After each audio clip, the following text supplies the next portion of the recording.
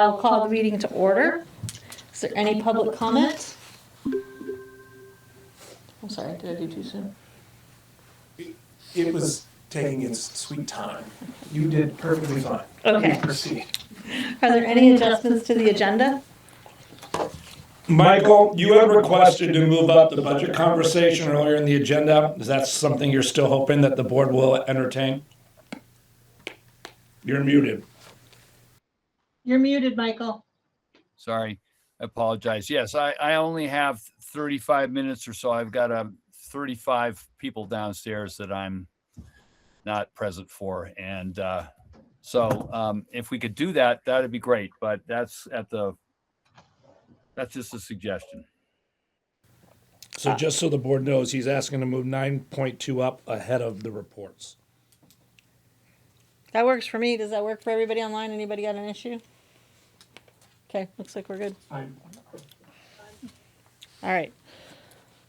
So, approve the minutes of Tuesday, November 25th. Do I have a motion? So moved. Second. All right, any discussion? Jamie, didn't you have an addition to the agenda? I do. I apologize. I do need an executive session for personnel. We'll do that. At the end. That can be at the end. Okay, so we're adding an executive session at the end. For personnel. Just to clarify, without Michael, do we still have a quorum? In case Yes, we do. Yep, we do. We're good tonight. Right. All right. So we approved the minutes, board correspondence, communications. I don't have anything. Public comments again. I don't think we have any public. Okay. Jamie. Nope. We're talking budget. Oh, that's right. We were talking budget. Never mind, guys. You guys got me all messed up tonight. And before we do that, just Jesse, do you want to turn on your camera and just give a wave? I won't do all the introductions right now. Jesse Bassett is one of our newest members at the Rochester Stockbridge Board. Jesse is an alternate to the full board, not a voting member. But Welcome, Jesse. Very happy to be in the mix. My name is Jesse. I live in Stockbridge. I've got a little one in second year of pre-K.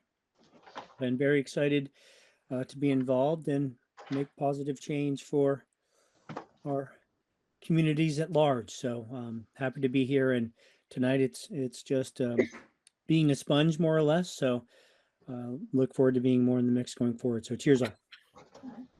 Thank you. Welcome.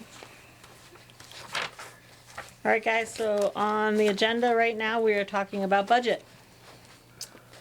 yeah, I'll kick off, and then Tara can fill in the gaps when we go over your revenue pages and your assessments in regards to average daily membership and things. So you have the special ed budget is the same budget that you saw last month, all right, on the expenditure side.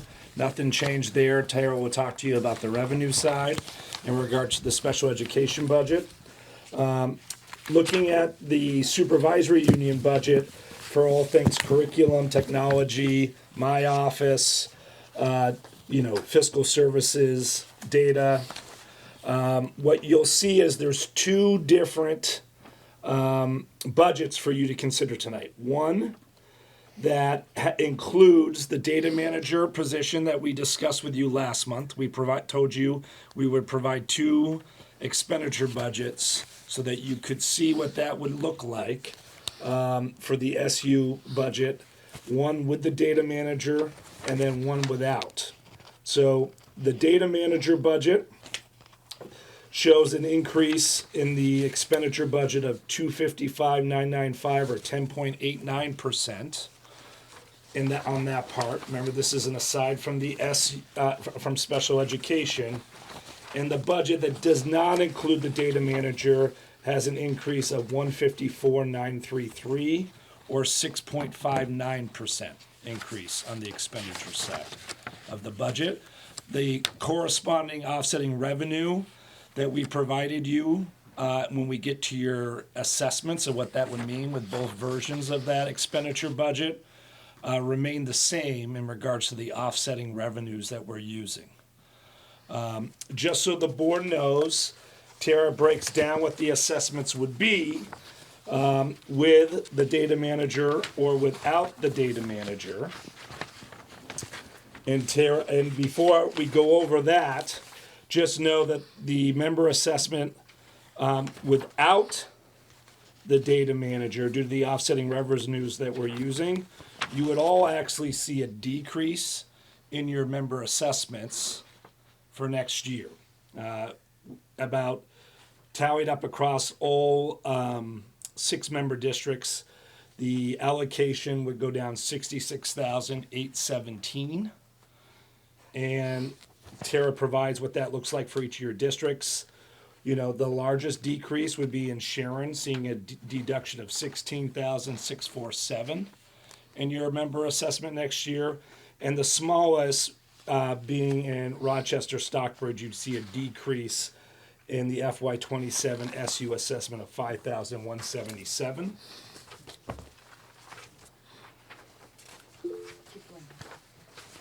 So the first packet is the data manager, the second packet is without the data manager, Okay. based on what you saw last month. And then the third packet, that's their hand budget-wise, is spec.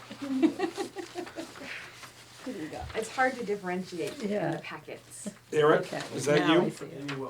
Oh, Amy, go. Hi, Amy. Yeah, hi, since these two budgets are, for this, data manager, can somebody give just a quick overview of this responsibility, this new, position that we're looking at? Yep. Anda and Ray provided a job description last month. Do you two want to just jump in and review what that job description was?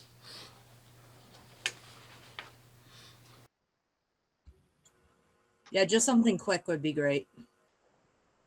Sure. Anda, you kick it off. Yeah, can you hear me okay? My connection's going in and out. Yep. Okay. Yeah, great. Thank you. No, so we I don't have it right up here with all the details, but we put together a position that would help do a lot of the leading on our sort of assessment coordination at the SU level. A lot of ensuring that we've got support to create all the reports that we do on assessment data, providing professional support, professional learning and support to principals and teachers. We've what else did we put in there? I think as we've increased the number sort of platforms that are both communicating with each other in some ways and also need assistance in doing that, having someone who's sort of waking up and thinking about how we make all that information talk to each other. We're really committed to looking at sort of the holistic view on kids and being able to proactively connect those pieces. We talked a little bit in our last meeting around, we look a lot at those big assessments, like sort of what's happening at the sort of the more formative level or the local level in classrooms and schools, and being able to support sort of more of that data analysis and setup that will really touch teachers and thinking about how they're looking at that data is a piece that we feel like is missing right now and would be added, would be a real add if we had someone who had that as one of their core roles. There's additional parts. I don't know, Ray, if you want to jump in on any additional parts. I think you did very well on this, right? This would create a position for a person to spend 100% of their time championing and leading data and assessment. There is no such person today in that. Anybody else with questions about that? So the one thing I would say, looking at the two budgets, while I get the need and the want for this position, is it's up over 10% if we have the person, and I always struggle with any budget to present something over 10% to our communities, because I just think over 10 is hard. And then the other part is we're gonna have possible rifts in our schools, and the optic that just feels hard for me to add when we're gonna be losing. That's my take on the position and that budget. You mean adding at the SU level when we're riffing? We know we are suggesting reductions in force across the SU of Yes. teaching positions. That is very true. And the 10%, over 10%. Those two things for me make it hard. Who has their hand up? Dustin. Yeah, hey. Yeah, thanks.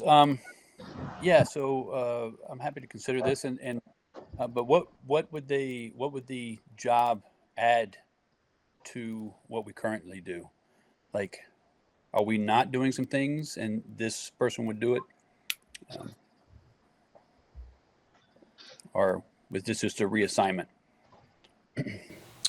I think I've got staff who we traditionally stretch incredibly thin, and this would be to attempt to alleviate some of that stretching and burnout that I'm concerned that we have at the SU level. That is the intent of the position.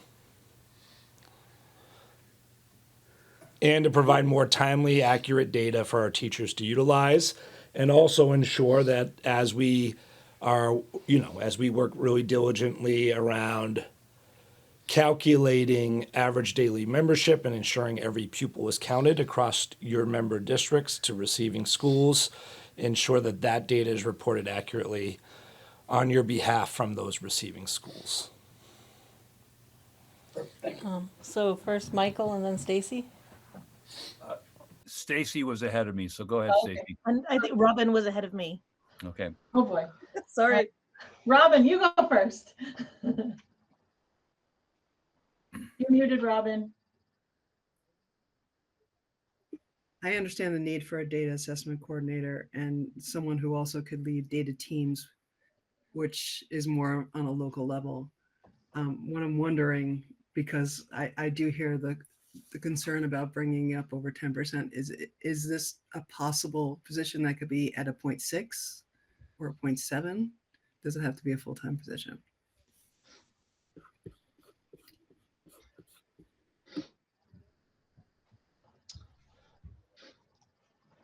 I mean, in regards to how we budgeted as a 1.0. Would any and all support, I think, be greatly appreciated? Absolutely. We currently stipend some of this work members of the SU that have stepped up and done this, added on hours and time via stipends. I really get where. Stacy, you're next. I'm sorry. Thanks. I guess asking is, if you're hiring someone, could it be possible to hire someone at maybe not a full-time, maybe 3 day a week? We could certainly look to advertise the position as a 0.6. Because I totally get that more is being added to everybody's plate. We don't need that. I'm just trying to look for some common ground. No, I appreciate it, Robin. And I must say, as Kathy said, this is something I've been struggling with myself the last 2 weeks, as I know we are riffing teachers across the SU in regards to people assuming that this means that we are increasing administration is certainly something that I think we need to take into account and try to figure out how to balance. We have not had reductions in force in the last 6 years, and we're looking at over 10 positions right now across the SU. Following that, Jamie, I would be curious to know what those current stipends look like and figure out if we can find something that matches that on a more kind of stable level.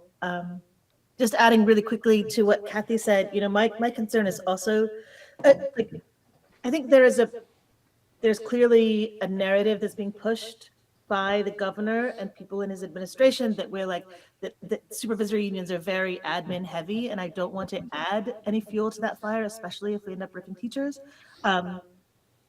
However, I also don't want our staff to feel burnt out. So if there's any way to consider Robin's suggestion or find out how much time we're currently spending and find ways to make that match, I would love to think more about that. Tara, do you have a sense of what the stipend totals have been? Tara will look for that as Sarah goes. All right, and Michael is up next. Oh, sorry. Yeah, I'm sorry that I'm not there in person, because I like to be able to look Anda and Ray right in the eyeballs here, because I respect the two of you so enormously, and I have no doubt we need this position. I feel like this is one of those circumstances in life where this is absolutely something we could do that would benefit students and the supervisory union. No doubt we collect a tremendous amount of data, more all the time. We have new systems in place, and having someone overseeing that would make a ton of sense. So my caution here is nothing to do with whether we have need or the respect for the two of you, because coming from you, I hear it loud and clear and I believe it. I think we're being set up by the governor, however, in a way that's concerning and alarming to me. And I just want to be careful that we don't sort of step into a trap here, because we could do the right thing and end up in the wrong position. Particularly if we're riffing 10 to 14 people, in particular, because people are not, Jamie, they're not signing up for their, Medicaid? How long has it been, Jamie, since people have had to sign up? Well, so no, I mean, one of the issues we have right now is that we have, I put this in my report, we have some decreased enrollment across the SU. Okay. We have free and reduced lunch numbers have decreased in parts of the SU. Medicaid, in regards to qualifications, when people had to re-sign up because the COVID-19 pandemic parameters that allowed people not to have to re-sign up for Medicaid and declare in regards to Medicaid sunset. And so we had some families who were Medicaid eligible, which made them direct certified eligible for free and reduced lunch, drop off those rolls. So one of the things we're combating in the SU right now, and you're going to start seeing it in your district budgets here as we come forward, is that our long-term weighted average daily membership is down in every district across the SU. Which is how I started if you read my written report, which I was going to highlight when I spoke to you tonight, that is the biggest issue we have coming into this budget season, is that our weights are down in every district. Yep. Wow. Yeah. So I think we need to be, if we're going to move forward with this position, I think it needs to be at less than one FTE, and we certainly need to come in with an SU budget that's under 10%, because otherwise I think we're going to set ourselves up publicly for a conversation that's going to be very difficult, both at the state level and the local level. And I think particularly if we're adding people to the SU staff and we're letting people go in the teacher workforce, the optics on that are not great. So I have a big caution flag up here, but I really want Anda and Ray to know it has nothing to do with whether or not I perceive the need. And I think the benefit to kids would be apparent quickly and over time. So I have really mixed feelings about this. It's a hard one. Sarah? Well, would this be a position that could be, if we were, with something in BOCES, if we had a larger board place to draw from, that we could share this position in a BOCES type capacity? So, I mean, What do you think in regards to the tech side? Probably not easily. So I went to college in New York, so I have some familiarity with BOCES. If all of the systems and all of the school systems served by that BOCES, that might help.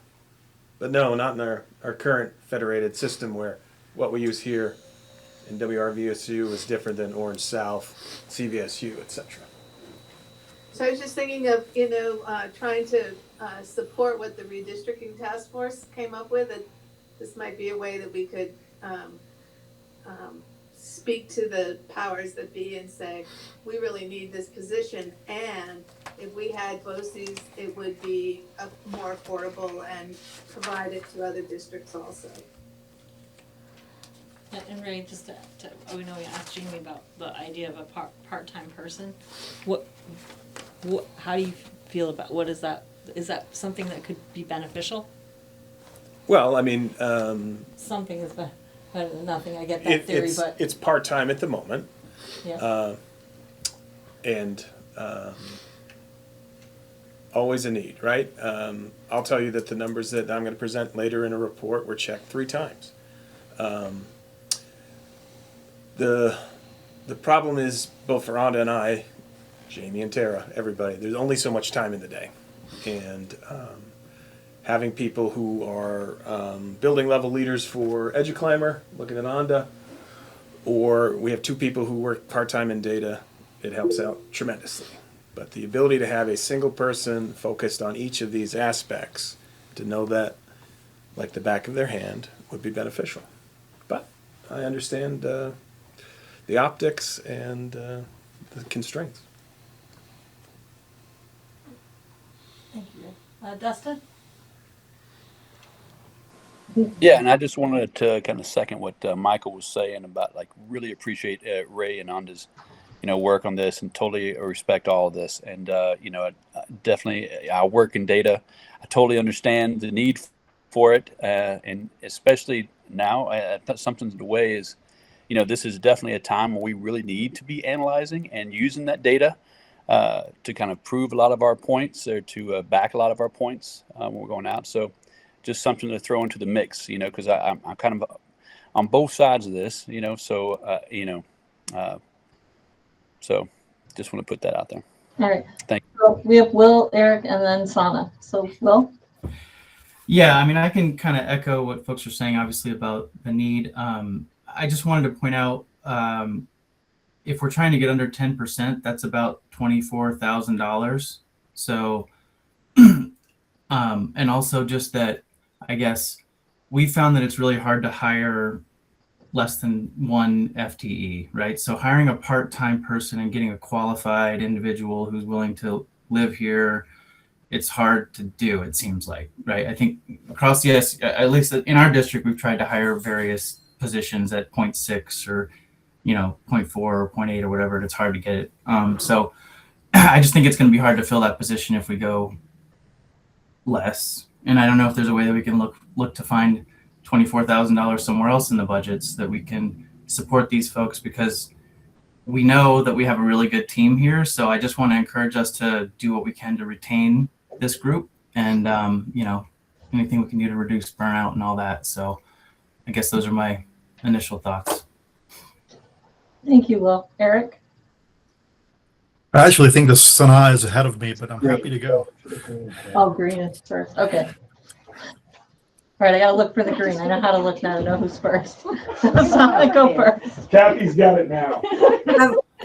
Green. So, you guys are messing with me tonight. Go ahead, Sana. I know Eric probably has a better idea than I do, but and my apologies if I'm like speaking from a place of not having enough understanding. But is there someone who's part-time who could be cross-trained, and could that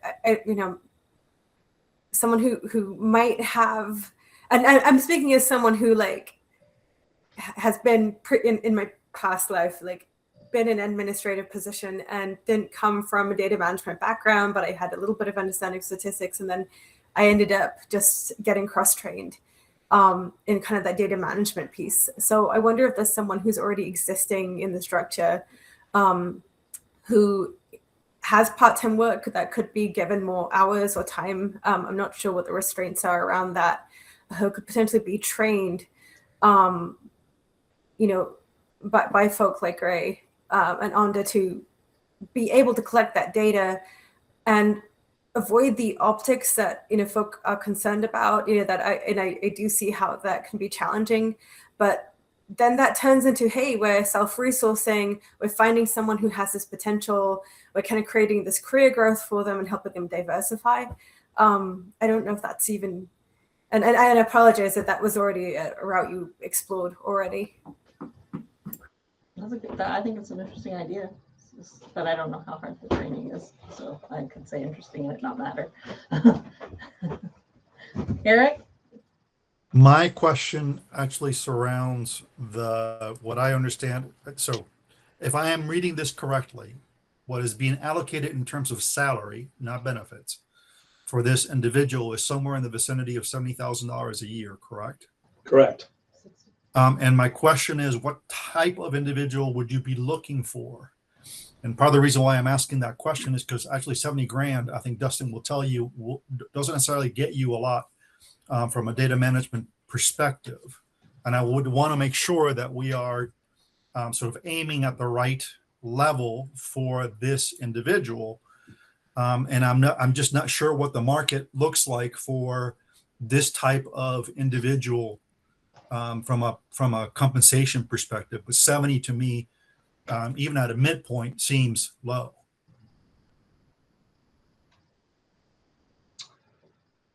Don't tell our building principals that. I mean, I hear you. I'm just, the position that I would, the person that I would be looking for is someone with either a math degree or some sort of engineering degree or something to that effect. And those salaries are quite high. And I want to be able to be successful in a search. And one of my concerns with that number is that it is too low, and that we are setting ourselves up for larger budgets down the line. Now, and putting the need aside entirely, which I absolutely agree with, I am concerned that this will be a hard position to fill with what is being allocated. Bill, did you have something to add? First of all, one thing our SU has done very well in contrast with a lot of other SUs is that, and thanks to our leadership team, is that we haven't when the federal dollars were up, started a whole bunch of new programs that we couldn't sustain, which is unfair to not only the students who are being helped, but also the employees that are hired with some expectations that their commitment and their passion for what they're doing was going to be cut short when the monies fell short. And I'm really concerned, first of all, that if we hire this person, and I think there's logic, and I totally believe Anna and Ray is worth full-time, we should be paying somebody good enough to give us everything we need. We don't know, given the uncertainty at the State House under Act 73, what condition we're going to be in next year. So that's the first thing that bothers me is, are we being fair to somebody that we want to come in and say, we want 110% from you because we're worth it, you're worth it, let's do it together, when we don't know. There's just huge uncertainty. Secondly, talking about uncertainty, we don't know what we're going to look like, what our shape of our organization is going to be, what all the requirements are going to come down from the State House right now. And we're somehow going to have to meet those requirements. And it seems to me that Jamie and our whole administrative team needs the flexibility, once those rules are passed and sent down, to decide where our greatest administrative needs are. We don't know them right now, whether it's in technology, whether it's in administration, whether it's in curriculum. We don't know that right now. And it seems to me we're filling a position that could be vulnerable. And secondly, is that where we want to invest the few dollars we have if we're growing, expanding, new rules of the road? And so I'm usually full speed ahead, but on this one, I don't think we have enough information, and I think we need to have the flexibility to decide down the road where we need to spend those dollars. And I think that unfortunately leads me to the conclusion that I think we should set this request aside for this year until the smoke clears and we've got a clear path forward and a strategy to get there. Anybody else? Robin? She was great. You're muted, Robin. Sorry. Were you considering opening this position within the district? Someone said something about the amount of money, but I know from the district I came from, the data position was actually filled by a teacher. We would certainly post internally and externally and find the highest quality candidate we could. Thank you. Thank you. Michael? Yeah, I really appreciate everybody's comments here. I think the we're a little bit here the victim of our own success. That the RSU office is really lean, and I think there are places where we could use more support. And data management is one of them. I could name others. I'm just not sure that we're not walking into something that would really undo 5 years of really strong work on everybody's part to build trust and relationships, both at the community level and the state level. So, our teachers are going to be pretty shocked at looking at 10 to 14 RIFs, but our class sizes in some cases are really small. Jamie's pointed out other reasons why, our revenue numbers are not going to be as strong. They're, a number of our kids are not qualifying in the way that they have in the past, and it really makes a difference. So I hate to say it, but I think the optic piece here is huge and could really undermine a lot of work that we've done. So I don't want to take the data manager idea away. I'd be interested in part-time. I think Eric's got a very good point, though. I think it's hard. I think you're all right to find a part-time person. Will, I appreciate that comment. I just think we have to be careful about jumping into that this year. All right. Anyone else? Stacy? Thank you. I wanted to ask Ray and Anda. I'm kind of leaning with Bill and Michael towards, being very tentative about this for the reasons already stated. And I'm just wondering, but I want to consider the need and want to consider the potential for burnout, for just being stretched too thin, and just wanted to get a real read of what this might look like if we tabled this, and also wondering if it might be possible to bring this back up in 6 months, once we've kind of seen what the environment looks like a little bit better. So I just wanted to get I wanted to get your thoughts. If you're comfortable sharing. I'll go. So I totally understand what Bill's saying, Michael, everybody. This, we have been building towards adding this position since before I was in this role. This is year 7 for me. Data manager is my second job. Helping with meetings would be the third, and there's other things that fall beyond that. So I appreciate the suggestion and the thought about once there's more certainty, bringing it up again, and I understand. Anda?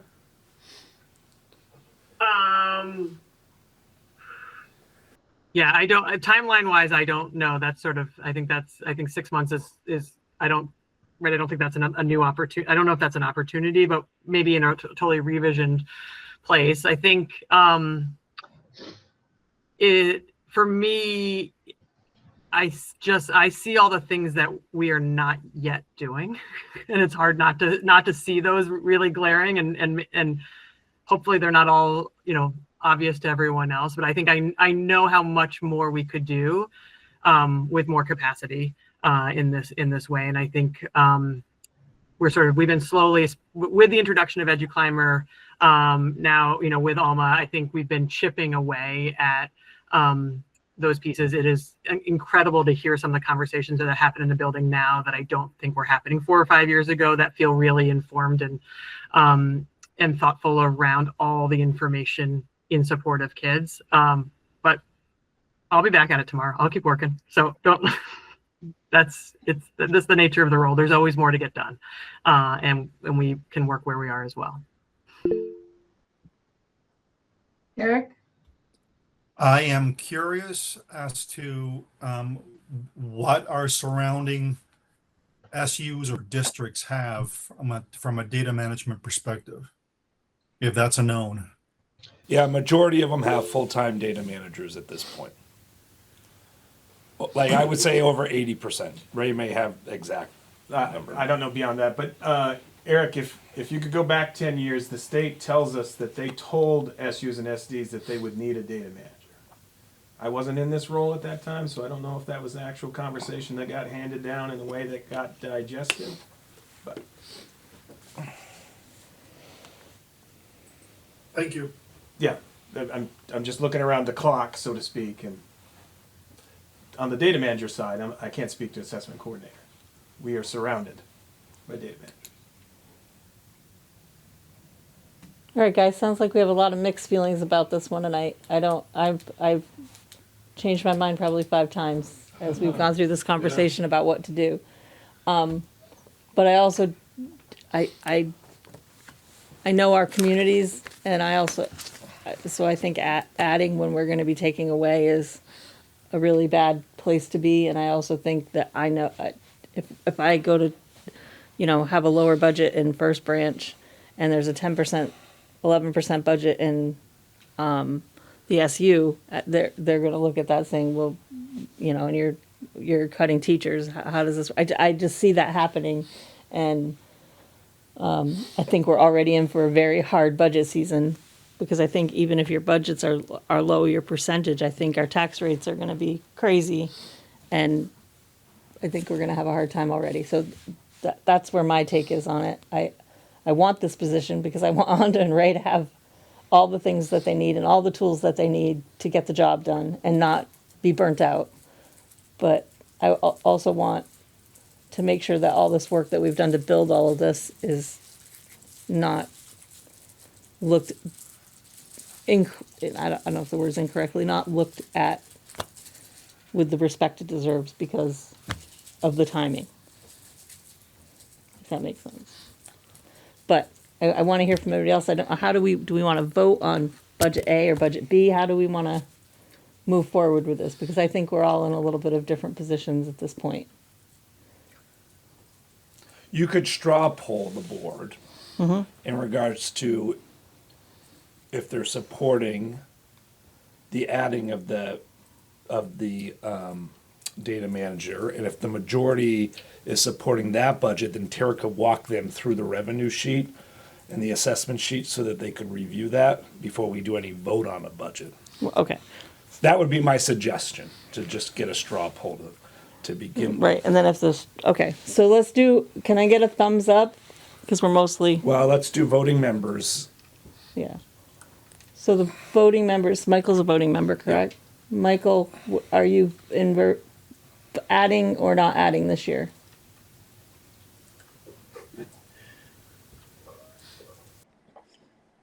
Michael, you're muted. I'm moaning and groaning while I'm muted. Yeah, this is really painful for me, but I'm concerned that I'm not in favor of adding it this year. Is Sarah voting? No, Stacy. Stacy? I'm also regrettably don't think that we can add the position this year to the budget and come out ahead with our communities or with the state. Very sorry. Well, I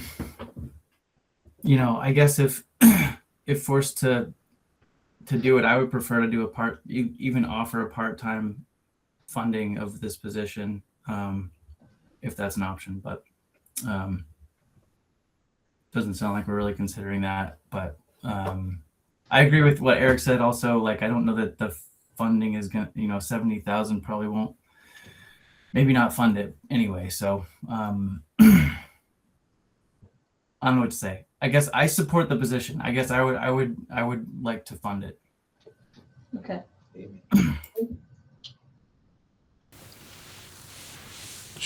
Amy?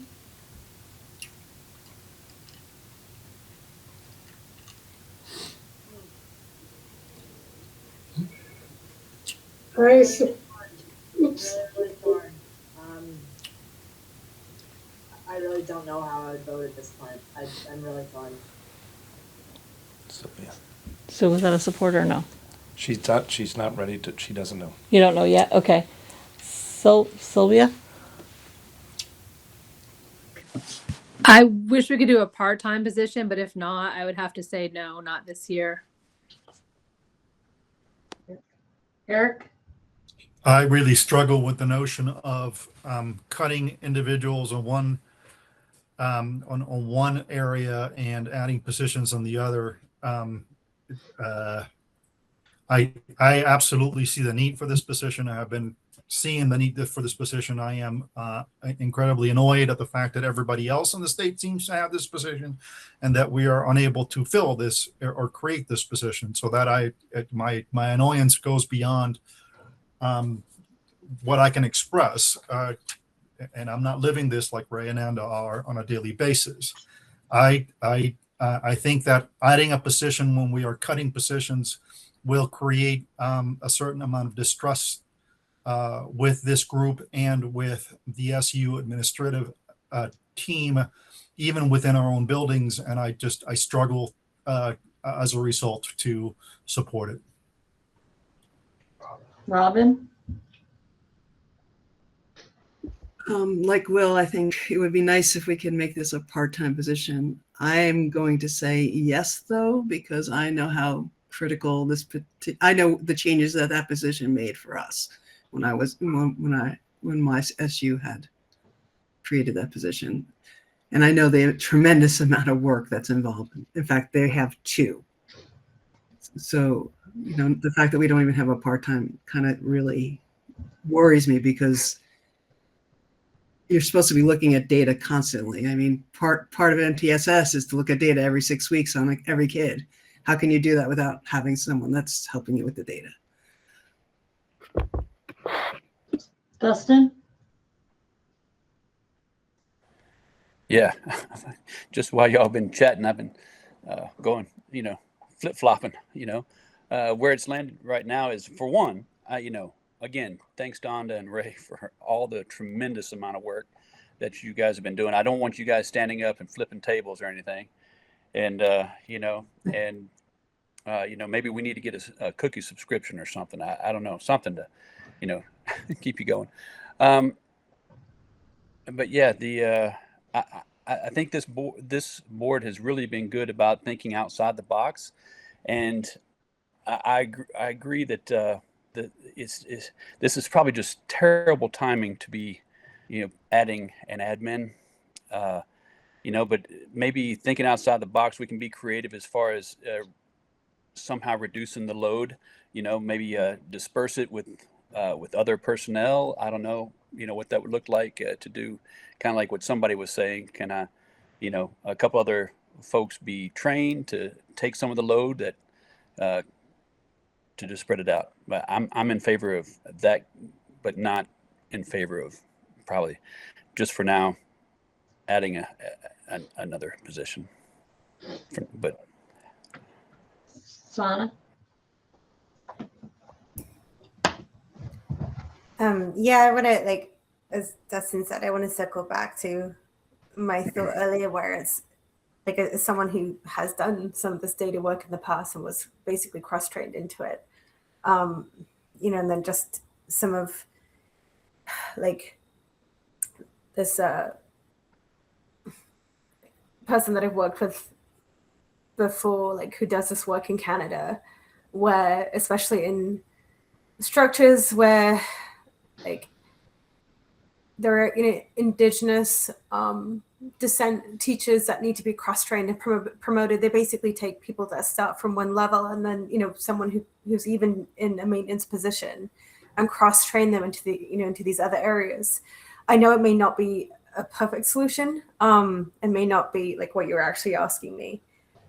I mean, and then as someone who used to do this work, I'm a yes, because there's going to be optics in one way, shape, or form, and ultimately this data management position is intended towards supporting the teachers that need this support the most. So that's where I stand on it. If it can't be part-time, to just consider it as someone who's already, you guys already know who could potentially do parts of the work. Like Ray and Onda have this considerable expertise that they have this incredible education background for.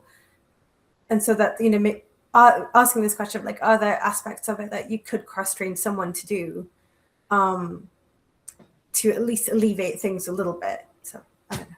That's just my thought on it. Jamie?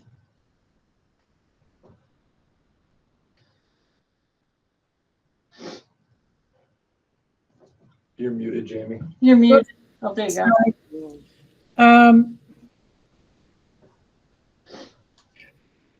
I'm speaking for a person, as a person from Bethel. I think that when the rifts occur, people here are going to be really upset. When people are already really negative about any budget increases at all. And I think that's wrong personally. I think the community needs to keep the schools strong and so forth. But I also feel at the same time, like getting a very qualified person, like Eric pointed out, would probably take more money than we are able to give that person. So I'm leaning toward waiting. Although waiting is crummy, I realize that for the people doing the work. It's hard. It's a no-win situation, right? it's like it's just a really tough moment and liable to get tougher in the next year. Thank you. David. David?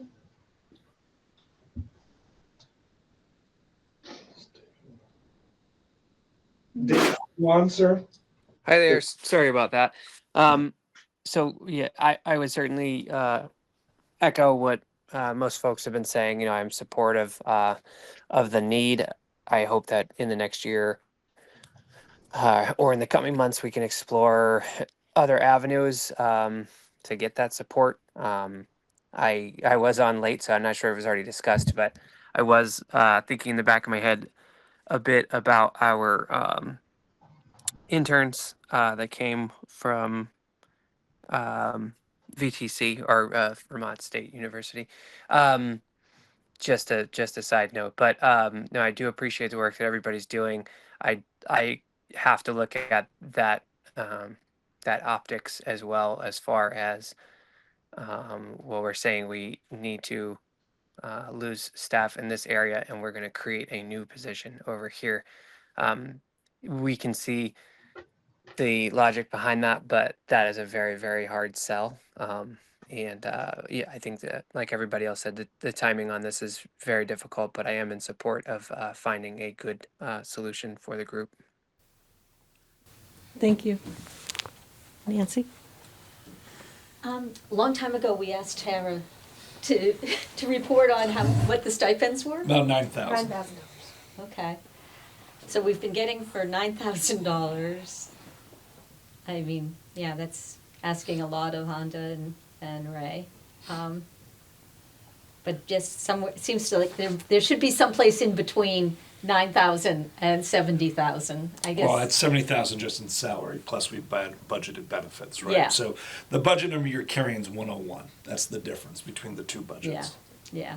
It seems like, I guess I'm with the group that's saying maybe try to find somebody part-time. Maybe there's somebody that's going to get riffed that would have some expertise in that area that we don't even know about yet.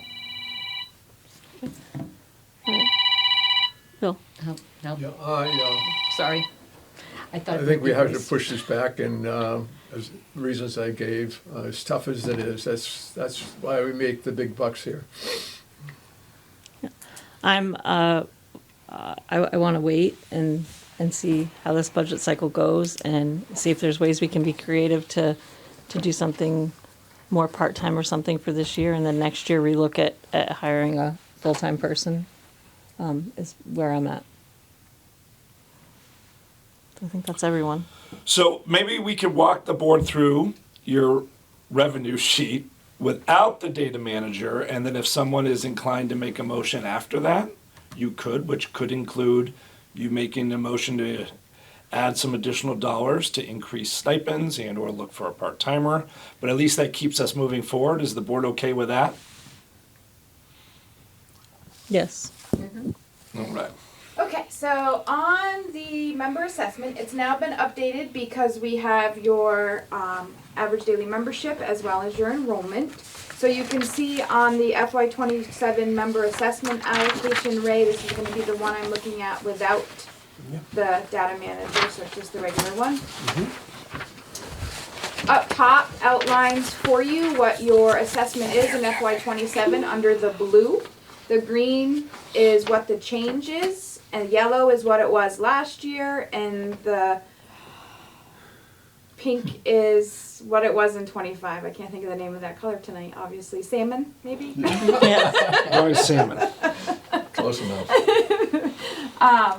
So you have that historical view. So overall, assessments shift each year based on each district's calculation.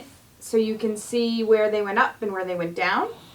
On the revenue bottom part of the budget, we have added $250,000 as prior year surplus to offset our need in the member assessment. I did put back in some Title II funding because we cannot supplant. So in the event that we do get Title II funding and we take it out of our budget, we can never put it back in. So I have put it back in so we have something there to protect us in the event that that does not go away. Good. So that's the only other change that's been made on the revenue budget from what you saw last time. So based on that, the amount we needed to assess is that $2,124,557, and then again up top is the breakdown of that assessment. Okay.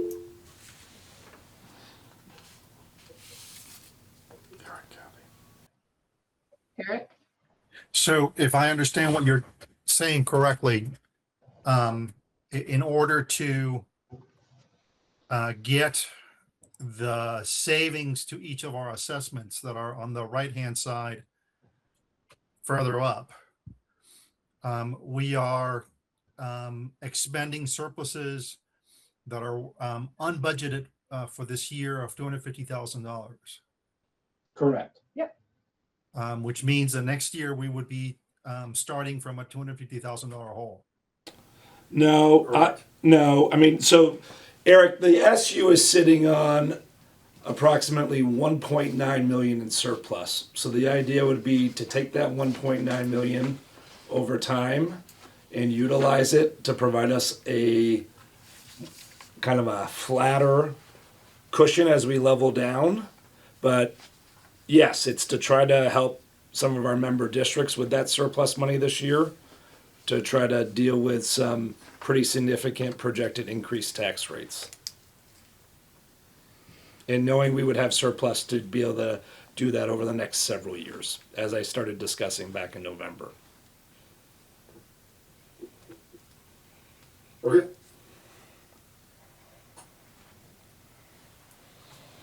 Okay.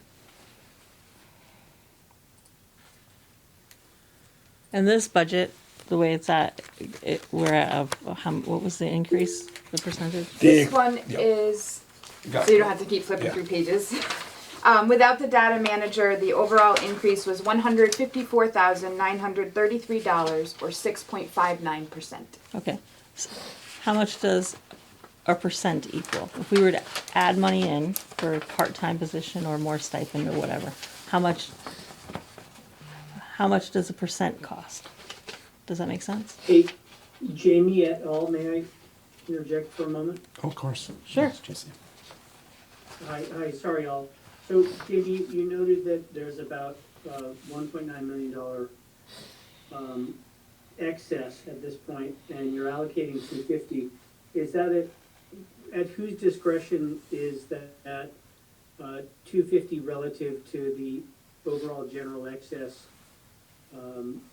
applied to, and then is that excess available in some sort of perpetuity until it's allocated to the district? So it's SU surplus, so it's allocations to the Yep. supervisory union. So Jesse, the supervisory union has two budgets. It has this budget and it also has a special ed budget. You're gonna see that we also are allocating 250 toward the special ed budget as well. 200 for next year. So the remaining surplus sits in the SU fund, and only the SU board would be able to expend those funds. They're not district funds. Understood. Thank you.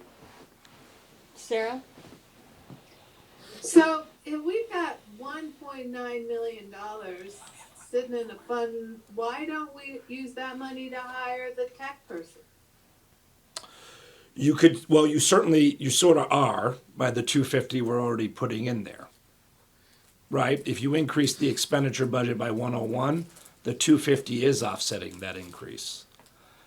But we could use it to, we could offset what the 250 is offsetting now and hire a person. I think that what I've heard today, and I'm a non-voting member, which is quite nice, I don't have to make this decision, but this is something we really need, this tech position. We got $1.9 million sitting there. What happens if we're not an SU in 2 years? That money goes to the state or something? Why don't we use it now and hire this person that we need? That money would be, so 2 questions there. That money would be allocated to the new district, right? If the district came in and you hadn't expended those funds. Sarah, the concern I have about adding a position which increases the expenditure budget and adding surplus is that I don't think I can feather you off that the way that Eric just asked. Yeah. I become more concerned because now essentially what we did is we added another 200,000 in surplus that we got to make up over the next 3 years. Right, and it also doesn't address the optics we were talking about letting go of people and. Exactly, but if we could take somebody that we're ripping and train them to do this job and pay them for it. So what was the percent?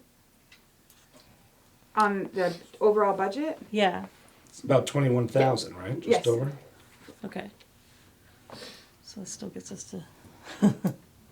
I mean, the optics, I think, of taxpayers realizing that we're sitting on $1.9 million is,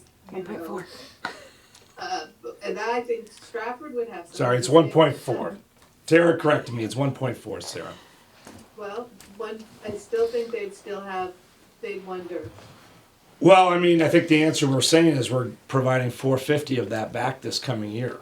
We're trying to save some for the following year. And trying to save some over time so that they don't have a one-time, like we're trying not to do a one-time buy down that we can't feather off of.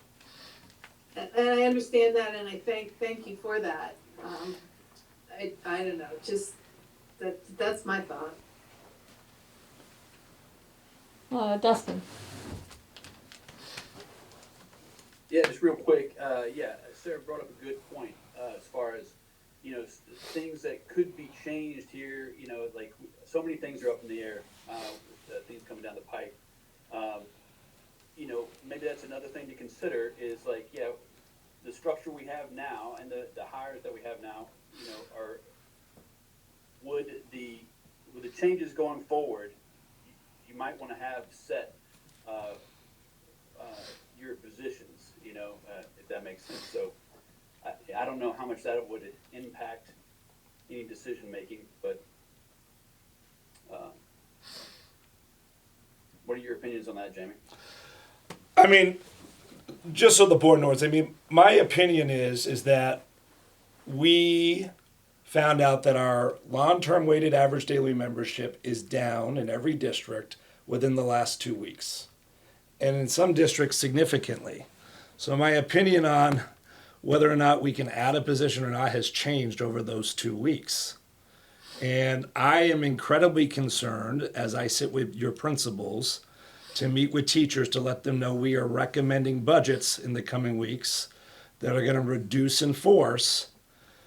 How I'm also going to look at them and for them to understand that we added a data position manager here at the SU. And I will be sitting with your principals and having those conversations.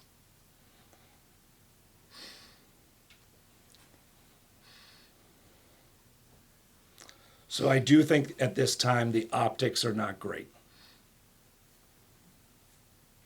I also think, and I put it in my report, and I don't know if everyone's wrapped their heads around it. I think for us locally, that we are in the most difficult budget season locally as an SU that we've had. Because we lost several pupils we've been gaining over the last few years. And making up pupils is the hardest thing to do because we just can't make up pennies easy. You've heard me say it. Like I either got to increase revenue or decrease expenditures by a big chunk in many of your districts. And so the optics we have right now is I think we need to keep all of our expenditure budgets as low as fiscally possible because the tax rates are not going to look great for us this coming year. It really needs to be that we say to everyone we have tightened our belts and kept our expenditure budgets as tight as we possibly could.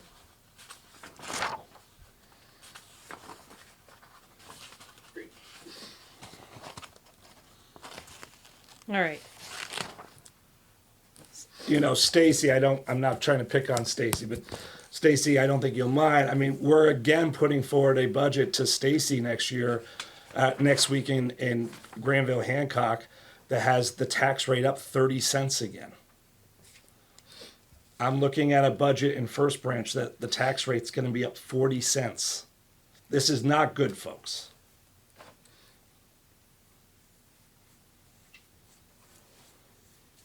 And that's with a potential reduction in your SU assessment.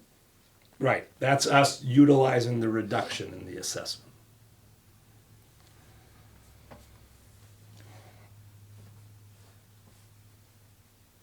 So my reason for asking what a percent was you said about $20,000. We spent $9,000 in stipends. So what, and I don't know who to ask this, but what does if we added $25,000 instead of the $9,000 that we've had in our budget, does that help short term alleviate some of our need or help some of our need?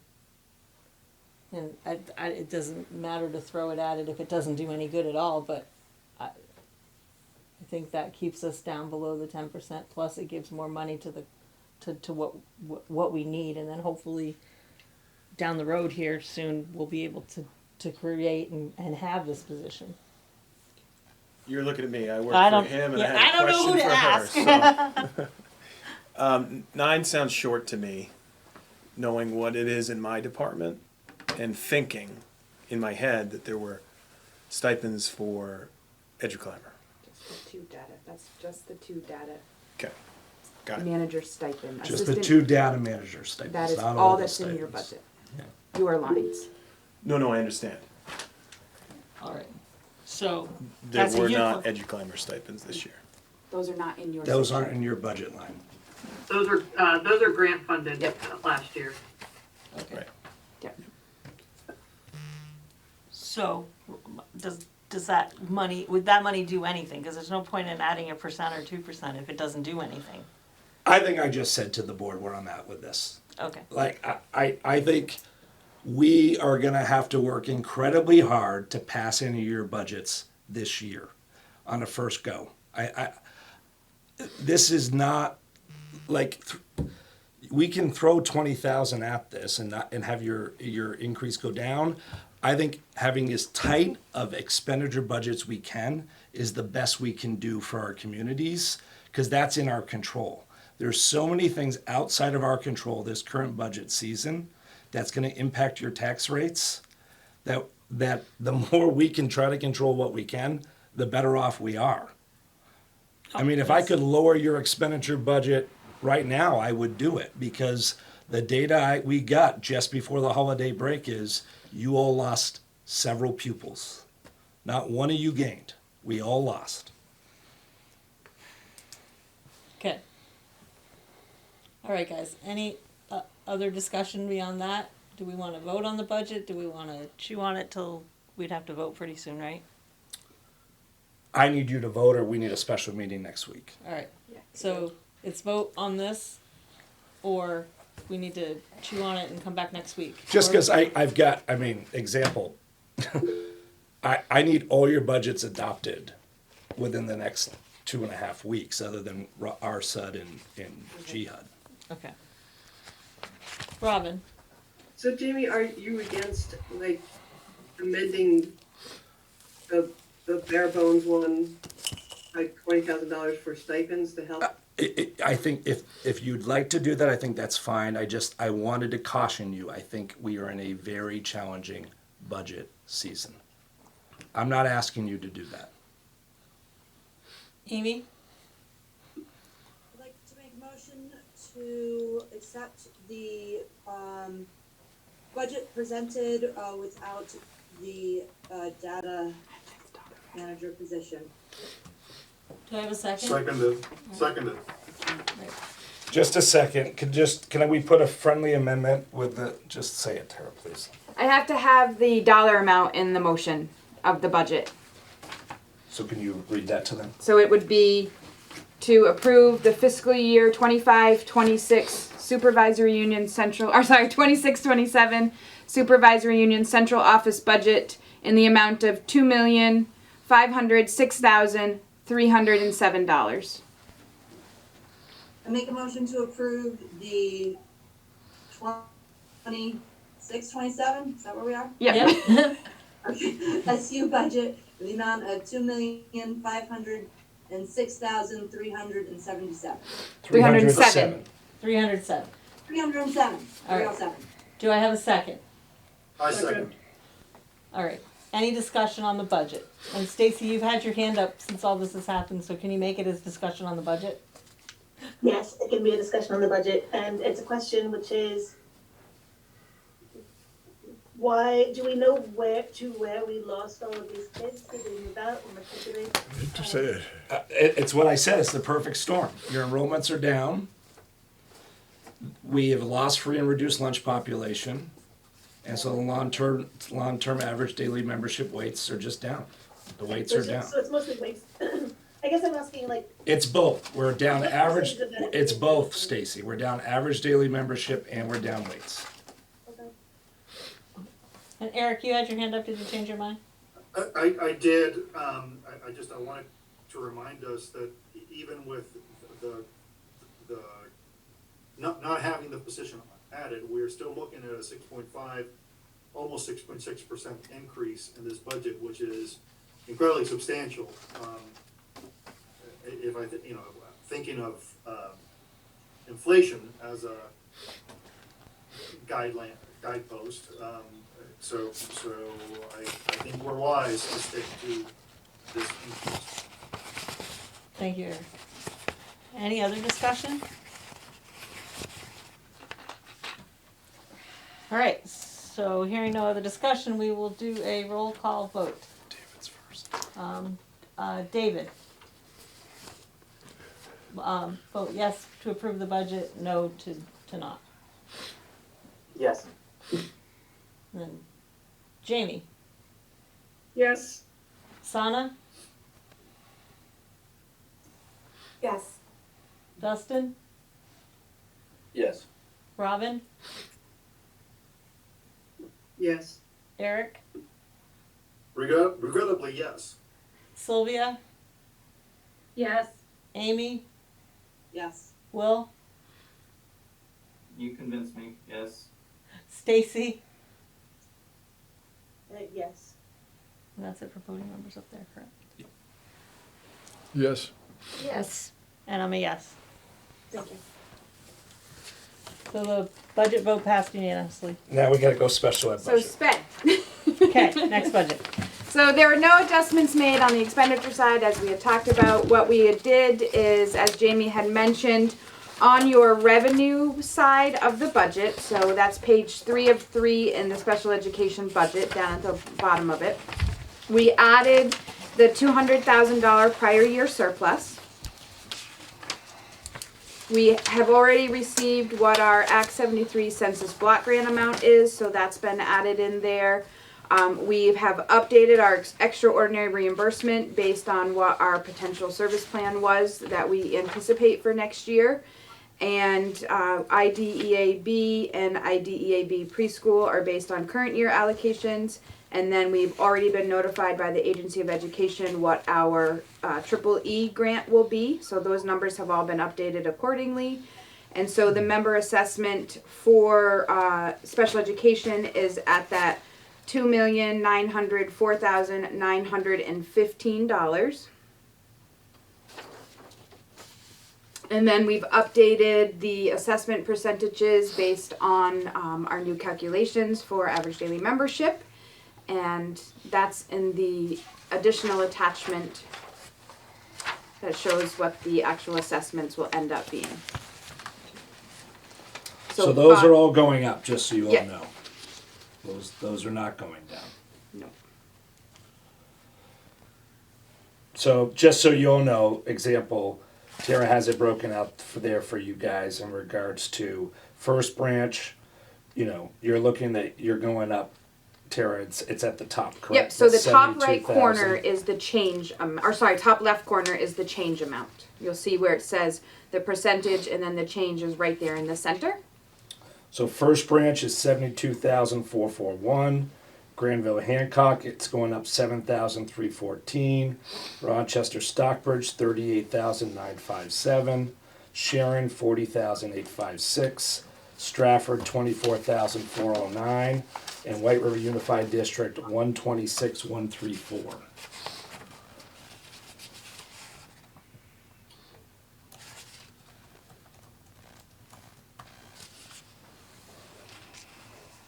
Just to remind the board, this, this budget supports what we believe we need to provide high-quality programming for our students that are served via IEPs and or sometimes intensive plans. Know that we budgeted to try to provide some much better programming for students that qualify via the autism spectrum. Which I think if you look, hopefully you took the time to look at Ms. Mortenson's report, you'll see that, when you look at our child count, that we're having more and more needs in regards to the SU of, having better programming in-house to support students who have intensive needs in that regard, as compared to the programming that we've built over the last decade to support students who have emotional behavioral needs. So the idea is to build some internal capacity in that regard for those students. I think it'll be money well spent by adding some teachers to do that, and we'll see savings throughout the upcoming years due to that work. All right. Questions?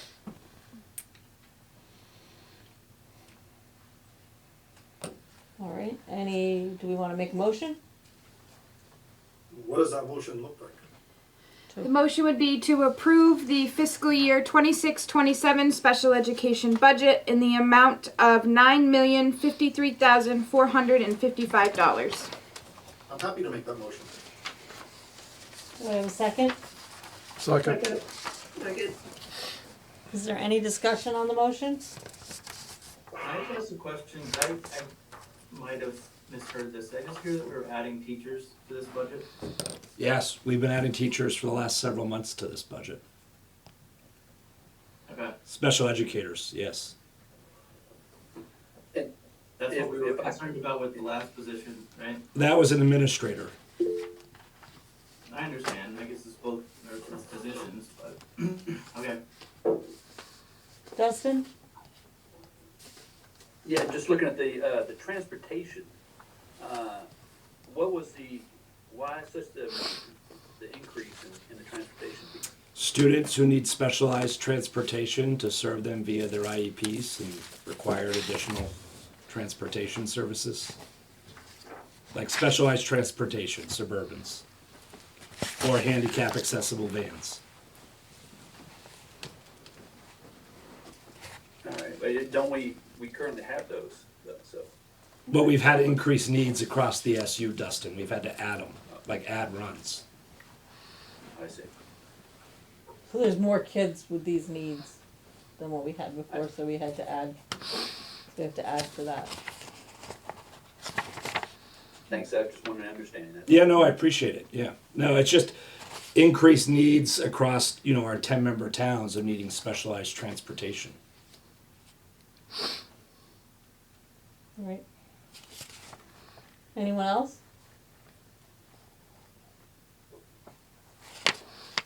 Are we ready to vote on the motion? All right, we will start with Jamie. Yes. Stacy. Yes. Will. Sorry, was that me? Yes. What? Yes. Sorry. Amy, Aye. Sylvia, Yes. Eric, Yes. Robin, Absolutely. Dustin, Yes. Sana, Yes. David, Yes. Phil. Yes. Yes. And I'm a yes. Thank you. All right, so the special ed budget is passed. All right, so we passed, so we're done with the budget discussion. So we're back up to. You guys took a big bite of the apple right up front. One thing done.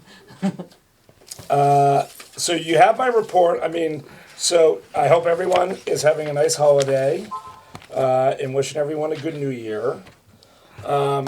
I certainly have been sleeping less and bothering Tara a lot since our long-term weighted average daily membership numbers have come in. And I've met with Ray and we've gone through ADM. I looked over a report today. I mean, I think the agency's got our weights correct. And so, you know, what I would say to you is, and I tried to capture it in my report without being too doom and gloom in writing, is that over the next 2.5 weeks, we're going to have to all work really hard to put together budgets that we think we can get our communities to support. And that also continues to be as forward-facing as supporting our kids as possible. And, you know, that is gonna need us to work together creatively. I'm meeting with principals today, Tara and I did, to review some budget work. And so no, that work is all underway. I appreciate that, that some of you have set some special meetings up for us to have 2 opportunities to meet in January. I think there's a chance that some of you who we haven't set a second meeting yet, that are meeting earlier in the month, we may need a second meeting in order to finalize these things. So just know that we're all hands on deck of trying to get our budgets finished and ready for mailers and packets in a timely fashion. It'll be a bit tight. I know some of you are already working on your board letters. You know, the other thing I would just highlight to you is that I expect as we get through the holidays and that the session starts on January 5th, that, you know, do expect that rhetoric in regards to school spending and taxes will increase via the administration. I'm pleased that I was able to be invited by our former Lieutenant Governor David Zuckerman to join his weekly show during the first week of the session. And so I just wanted to highlight that as part of my report. And then also let you know that the RSCA has worked to get a rural education day at the State House all day on January 30th, of which we'll have students across the SU have opportunities to demonstrate their learning as kind of a celebration of learning at the State House along with other schools throughout the state. Otherwise, I guess community conversations forthcoming that I'll be holding. I'm going to be at the Sharing Community Wellness Luncheon on Thursday, January 8th after my session with David Zuckerman, and then in Stratford on Wednesday, January 14th. And then I plan to be at the Tunbridge Recreational Breakfast on Sunday, I believe it's January 18th. And I'm working to get a time to be in ARSUD for a community conversation at the first part of February, to be able to give folks updates in regards to Act 73, but also where we are in regards to our budget conversations. We'll also work as we start to finalize budgets on how we work to communicate to our communities, how, if we've been working really hard to keep expenditures down, might some of them see significant bumps in their projected residential tax rates due to things like decreased long-term average daily membership. Many of your districts still have not reassessed, so we're seeing drops in CLAs again, even with the statewide average. And so just making certain we educate our communities about how those things impact their overall equalized tax rate. Questions for Jamie? Eric.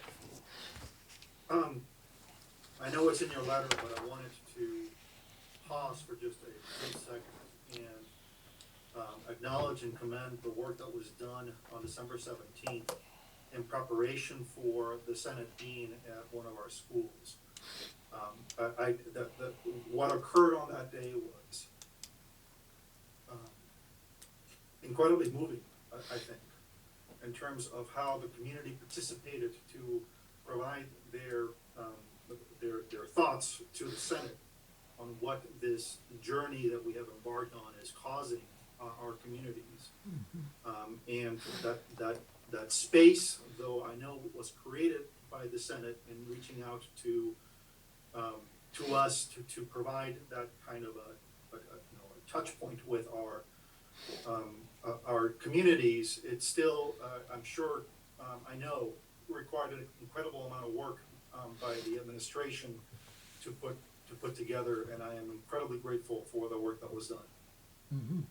I agree. Yeah, thanks, Eric.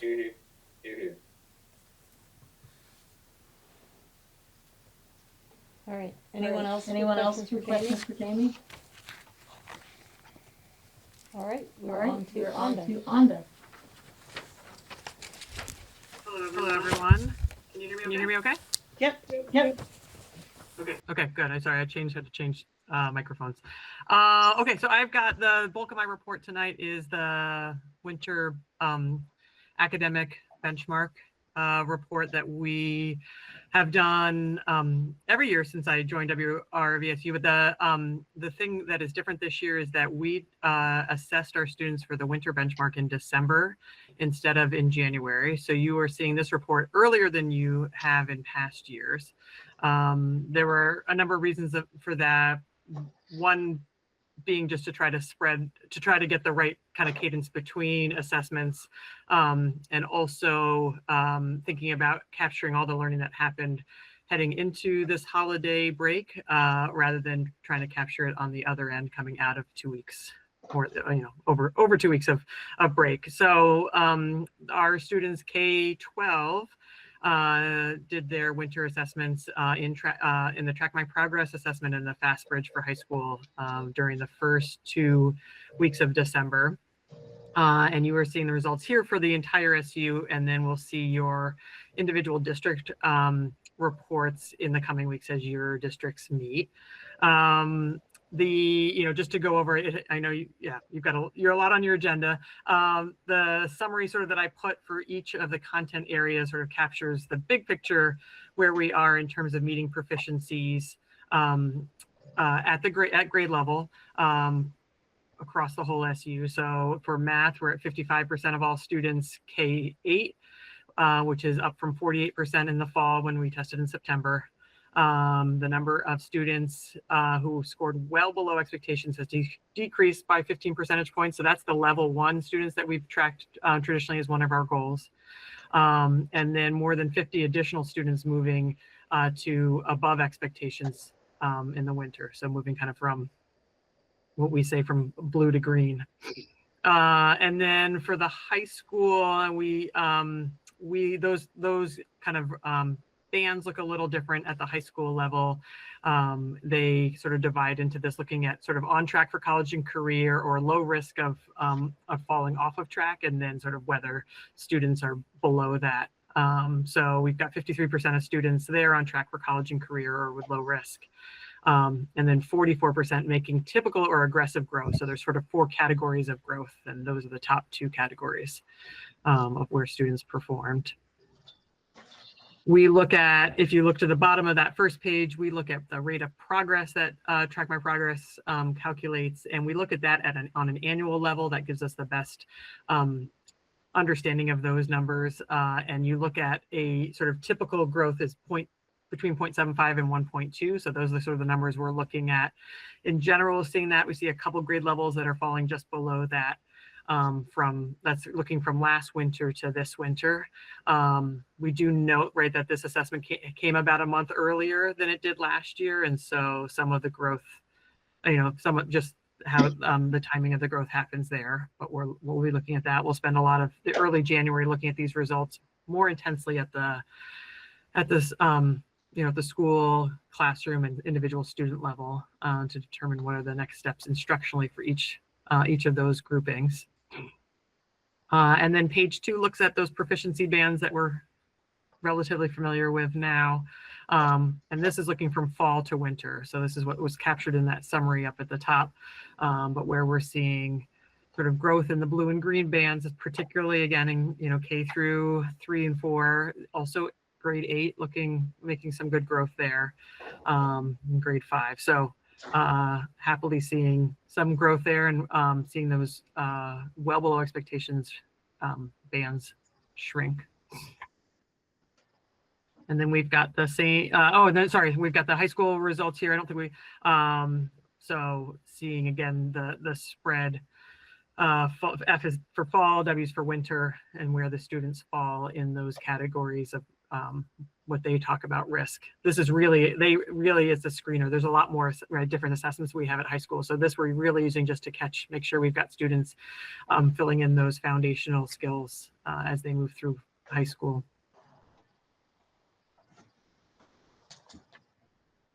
So the first 3 pages are math, then we move to English language arts. 49% of the K-8 students are meeting or exceeding expectations, up from 47 in the fall. We would love to see that have jumped higher, so we're continuing to look at what those results look at. We are seeing, particularly in English language arts, more instruction needing to happen around students slowing down and reading kind of entire passages from the kind of the spot checks I did in December.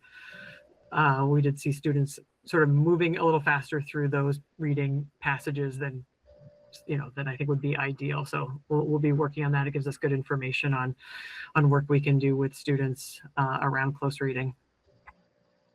But again, we saw as expected growth between last winter and this winter, between last January and this December, across all grade levels, fairly close to expectations in the 3 grade levels that weren't quite there. Page 5 is the proficiency bands for the Track My Progress. Again, this is K-8. So particularly seeing, continued growth in K1, 2. And again, grade 8 making really good growth as they get ready to complete sort of elementary, middle, and head into high school. So we've got that sort of upper elementary into middle school that we've been working on. We implemented the new instructional program that's been going well, but certainly includes a learning curve across the board. So hopefully continue to see that support growth in those areas. And the last page is the grades 9 through 12, the A reading with FastBridge. And seeing a greater percentage of students here in those top 2 categories of career and college and low risk, and a little more flat growth here that we'll look at with the high school staff and see where we might be able to support some of those students who still have some gaps there.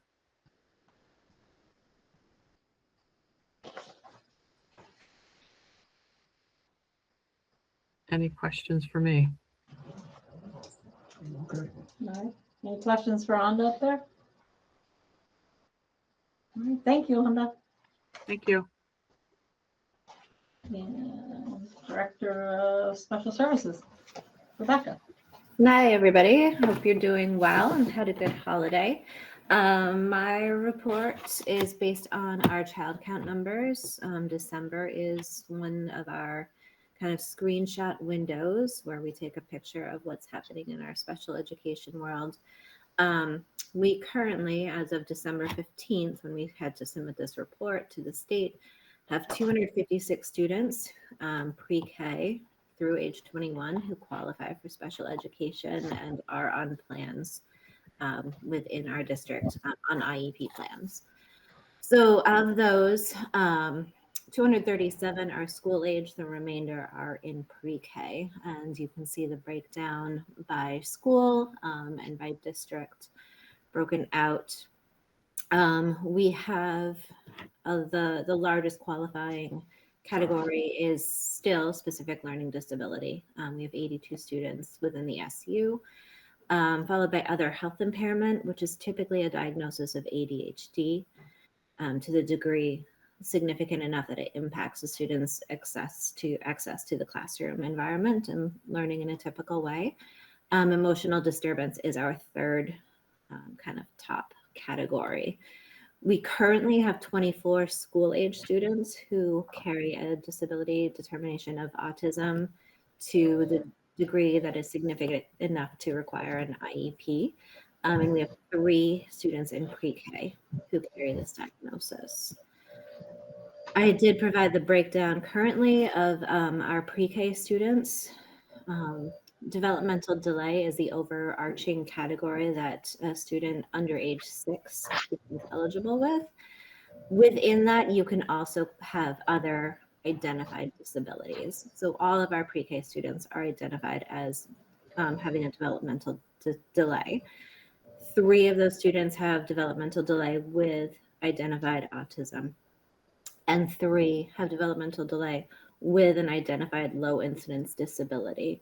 This is something like a chromosomal difference, a genetic difference that impacts a very small percentage of the population and typically requires pretty intensive intervention, especially at the early ages. I was asked last month about what is upcoming. So you have a snapshot. Currently, we are aware of 23 students who will be turning 3 next year.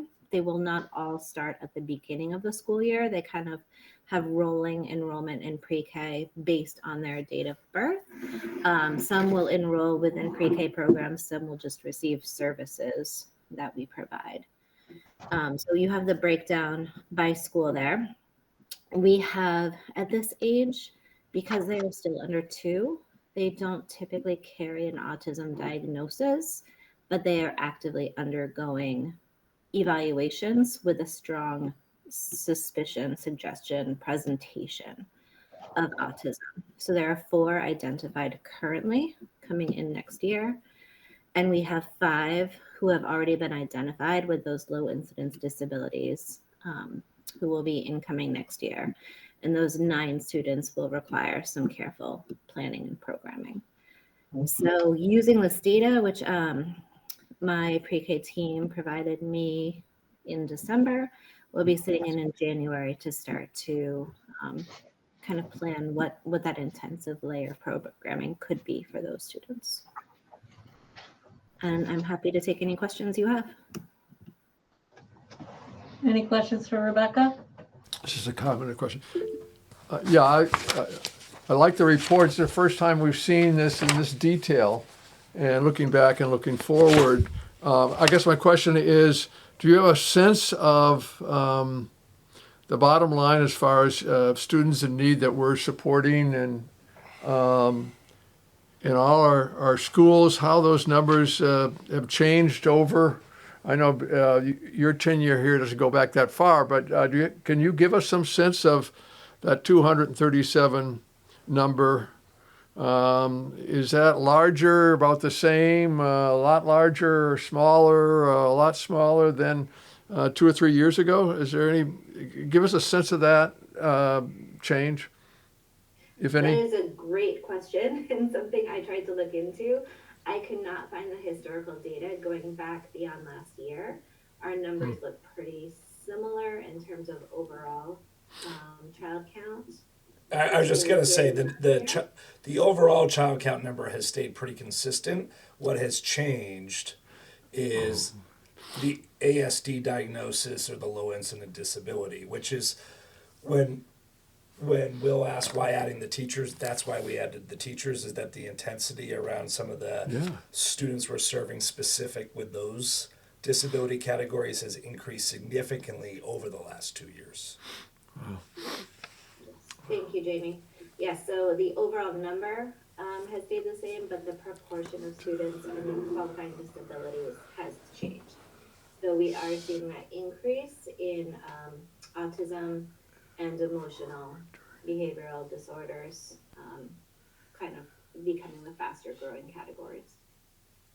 Which you would see, our numbers, so that's increasing. You may say, well, why is the overall number staying the same? Is if you were to look at our child count, and you'll start having this year over year,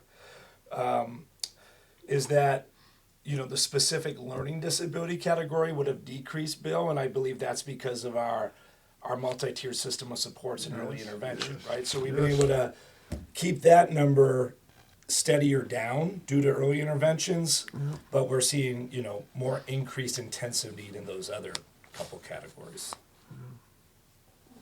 Yep, and that's due to the one of the qualifying questions, which is there a need for specially designed instruction, which is above and beyond what our intervention services provide, and our interventions are really comprehensive and strong. So they've been able to take on more of that academic role. Dustin? Yeah, this might sound horrible, but I was looking to, you know, what would the percentages be of, you know, with the denominator being, you know, all the students, and then, you know, and numerator being how many in that region are receiving services? Is there a percentage that applies that? And I guess my follow-up question with that is, you know, the determinants, the folks implementing these determinants, are those the same folks in this SU, or is it for each region they have their own folks that do the evaluations? Yeah, we have a district-wide or a supervisory-wide evaluation team based out of central office. So they do the evaluations for each of our member districts. And in terms of percentages, I can get you those numbers for next month if you're interested. I had a question. The out-of-district / school choice, 74 students? Yep. That seems pretty high, is it? That's for any of our students who attend another school that requires an IEP. So that's when they go to high school. Oh, so even those kids that Yeah, are, that's not out-of-district placements. Okay, That is phew. a student attends Rochester Stockbridge, is a Rochester Stockbridge student, and they need an IEP service at Middlebury. That's part of that number. okay. Wow. Yeah, That's so a lot of currently we kids. have 2 special educators who case manage and keep track of the compliance measures for those students. So I keep track of them as a group to help determine, you know, staffing needs and make sure that they're getting the appropriate level of attention. So, okay, so if they're going to Middlebury, say, Yep. and there are special ed teachers at Middlebury that are servicing them, but then they charge us a percentage, or? If it's in it, like, we pay for like extenuating costs, like for certain services within the IEP. Like if a student had a paraprofessional requirement, we'd pay for the paraprofessional as the LEA. That's your extraordinary cost in your special education budget. That's Wow. what we get above and beyond, what we have to pay above and beyond what the tuition rates are. And do we have any say into whether they get those services? Yep, as Rebecca said, we still serve as the LEA. Okay, So we make sure they get those services. yeah. Yeah, and certainly as the LEA, we can say, we have questions about whether, you know, that's the best way to service the Yeah, student. that's what I'm Yes, wondering, like, you know, absolutely. if they say that somebody needs if somebody at Middlebury says, we want this kid to have a They one-on-one. don't just get to decide that. Okay. No. As an LEA, we would weigh in. Okay. Yes. And certainly if they left us without a one-on-one and then the school was adding a one-on-one, we'd have lots of questions. Yeah. That's very few. There's not, but I just wanted you to know, but that would be a cost that we would pay, Okay. right? And often would receive extenuating, you know, if you look back at your special ed budget, you'll see that that revenue is actually down because we've brought more students in Yeah. in-house based on some programming we've built. We don't have the extenuating cost Yeah. of over the 66,000. But we did lose some revenue. But again, we saved too. I mean, Offsets each other. it offsets each other. Okay, thanks. Any more questions for Rebecca? All right, Tara. Thank you. So my report just tells you everything that we're doing in the business office during the month of January, in addition to building all of our budgets and getting all of our informational mailers together. If there's any questions. Thanks. Any questions for Tara? Thank you, Tara, for all those mailers and all those budgets. You're welcome. And then my discussion items are later in your agenda. Okay. And Ray. All right, real quick is, here's my monthly report, right? We've had some things to celebrate. That I'll quote one of our principals who, when asked about the process for approving report cards in Alma, said, it couldn't have been easier. Wow. Principals had an increased part in the process, having to individually verify every report card before it went out. So as Jamie mentioned in his report as well, the newsletter's coming up, and just this morning we sent our enrollment data to NESDEC to get an enrollment projection report from them, hopefully next month. All right, so beyond that, I would like to call your attention to the enrollment, ADM, and tuition report. And the key part being that our total ADM is down about 2%, but our points, what actually turns into LTW, weights, is down a little over 4%. Yeah. So I'll get to the charts here in a minute. But 1574. So, what's the difference, right?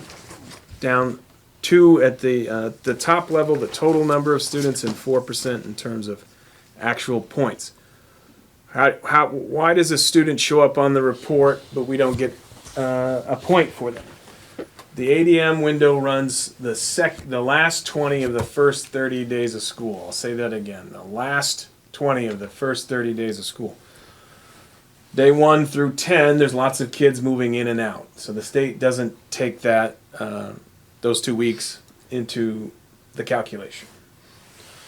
So then from, let's call it the 3rd week of September to the 3rd week of October, not exactly. The window is in the report as a calendar, and it will show you specifically. So if any student leaves us before the window starts, or if any student joins us after the window closes, they do not count for points. Points is what matters. Points is what turns into LTW. So 20 days out of 177, right? It is a system that has been used for a long time, and the timing of this report is because the numbers are being settled as we speak, right? Jamie talked about seeing the sign-off report from DMAT today, the Department of Management, Analysis, and Training, or something like that. But this chart shows you on the left with the most recent year, going back, in this case, to school year 2017. ADM is down a little bit. And now here again, the split between the percentage, or the number of students we are educating here in our buildings versus outside of our footprint. So it's hard to see on this chart, but the numbers are slightly different. All right, so what changed, right? Specifically, 1% is about 16 students. So we had almost 2% of students fall off points for these reasons. Compared to last year, we had 12 extra students leave before the ADM window started. Compared to last year, we had 7 extra students join us after the ADM period closed. And we also lost partnership with a pre-K program. So we are not paying tuition for students to go there, but we do not get to count them for ADM. As you heard earlier, if a student isn't in the ADM points calculation, they don't count for the weights. I would be happy to field any questions from here in the room or online. just so the board knows, we lost that pre-K partner, not by our doing, because they struggled to find a licensed teacher. And due to requirements of the agency, we can't pay someone tuition for pre-K if they don't provide a licensed teacher, right? They're a child care center, they're not a pre-K. All right. Any questions? Yes, Ray. Yeah, just, I mean, a couple. One is the points. Is this pretty much the conclusion where the state's going to be telling you what points we have, or is that still in flux? It will not be fluxing much after tomorrow, right? Secondly, we've talked about long-term weighted average. That's the key thing, and it's not only number of points, but it's income levels, poverty numbers. That's part of what makes up the points. Do I translate points into ADL? No. So because you were talking about that, and I think the whole board would love to see those numbers as soon as we can. You'll have them next week in your tax sheets. Thank you. Rows, points, and weights. The total number of students we have. Yep, that's ADM. Yep. The points is the students we get to count who fit within the window. And it's only those students who translate to a weight. If you have a student leave you before or join you after, they don't count as a point, so they never get weights. Yep. And then we have these other demographic measurements. Sparsity. That's we're going to see, and it's not going our way. Yes, you'll see it in your overall LTWAD. Yep. Okay. More questions for Ray? Comments? But that was my answer to Stacy's question. It's all of the above, right? Like none of this is great information. ADM's down from last year, points are down a lot from last year, and we know some of our weights are down. All right. Thank you, Ray. And Superintendent Evaluation Committee, everybody should have received and filled out their evaluation and sent it back in. Each board, I know First Branch is going next week to have our discussion about the superintendent evaluation, and then we will all be getting back together on the committee and evaluating and going over those and working on a report to present to everybody. All right. Ray, do you have that data as to who has turned that in? We don't know who has or who hasn't. We just know how many, correct? Yep. There were a total of 26, about half being administrators and a half being board members. Okay. But no, do not know the individuals. Okay. So 26 have been completed? Yep. Okay. So what Ray is saying is only 13 board members have completed the evaluation thus far. We all have some homework to do, guys. Yeah. A deadline, That's too, what I was didn't we? afraid of. Yes. Can it be resent back out one more time, Ray? Yep. So you will see it coming to your mailbox. If you have not done it, please get it done. It's very important. It's our job. So I don't know how else to say, get it done.